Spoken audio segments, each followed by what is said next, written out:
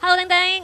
Hello，緊唔緊張啊？而家有少少緊張。有少少緊張，不過咧，我知道咧，你有相當之豐富嘅舞台經驗啦。我諗你一陣咧上到台上面咧，應該就即刻入狀態㗎啦。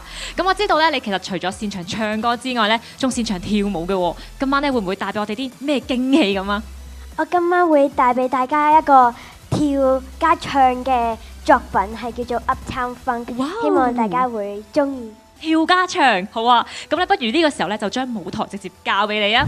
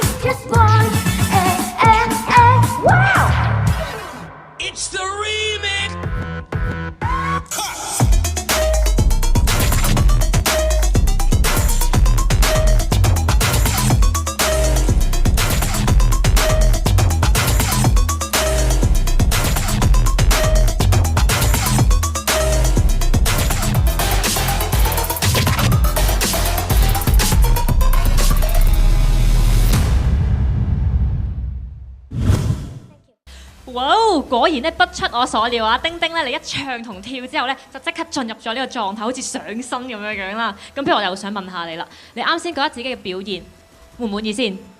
滿意。滿意。好，咁喺呢個時候咧，都聽下評審有咩諗法啦。我覺得係精準，即係所有嘢每一個動作、每一個笑容、每一個眼神都係啱啱線喺每一個應該嘅拍子嗰度出現。咁我覺得呢種精準就算係成熟嘅表演者都唔係個個可以做得到，而你係好能夠做得到呢樣嘢，我覺得非常之好。咁如果話有乜嘢需要改進嘅話呢，我覺得都係唱方面仲有啲瑕疵，仲可以再進步啊。同埋當然你而家仲細個啦，個力量未夠。